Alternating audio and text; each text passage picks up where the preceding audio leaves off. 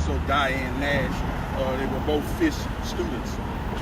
And that is what makes this more unique, because most of the sit-ins were led by college students.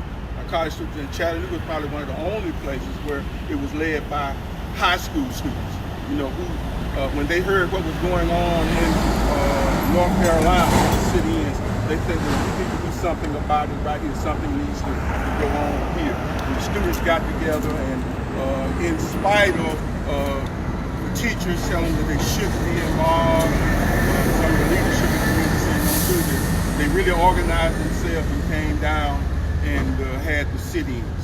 And like Chris said, there's nothing really here to commemorate that, but we'll be working on that in the very near future to make sure that that happens in some respect. But also,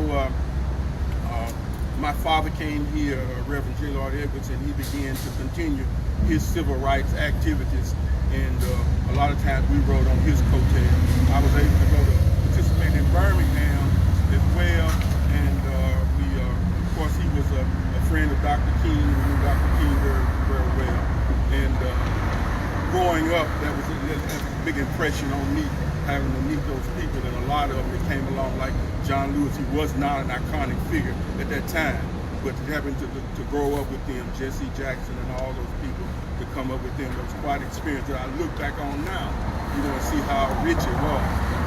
But also, I got drafted into the United States Army in 1968, and just as Chris was talking about, we had that kind of dichotomy of people who, didn't support the war, and then there were coming out of civil rights movement where you weren't treated like an equal person, or treated less, than being equal.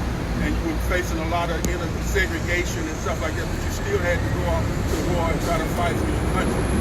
And that was a difficult time in American history, particularly for African Americans who went on to serve, with honor, like that. And Chris, that's basically it. But Chattanooga, that was another part of the movement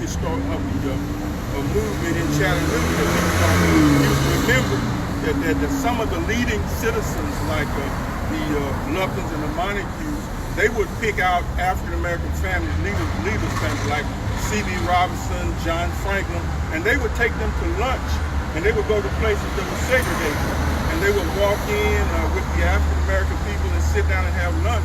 And of course, that some of the people who owned the restaurant, they were afraid to say something to these powerful people, like the Luptons and the Chitties, Montagues. They were afraid to, say something like, your guests have to leave or something like that. And they did a lot of that a lot of people don't talk about, and that opened doors as well.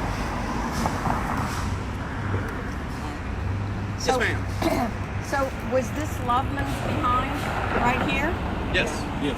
Okay, but that family would bring African American guests in to eat. Right. Exactly.